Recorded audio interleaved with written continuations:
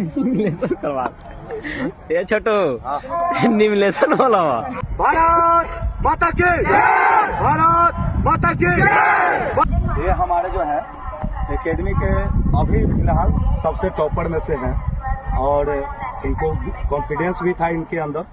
कल अफसोस है कि एक लड़का छठा है जो यहाँ पास करता था, यानी कि हम 99% पे आज आ गए हैं। तो हम बहुत तकलीफ हुई। तो आगे जो भी स्टूडेंट हैं हमारे, उनसे हम आशा रखते हैं कि ये दुख देने का काम मत कीजिए। अगर यहाँ आप बेस्ट कर रहे हैं तो वहाँ भी आपको बेस्ट करके आना है। महेंद्र ने मेरा शान शौकत जो भी है बढ़ाने का काम किया है। इन्होंने 90 नंबर उठा के महावीर फिजिकल एकेडमी का शान बढ़ाने का काम किए हैं। ठीक है।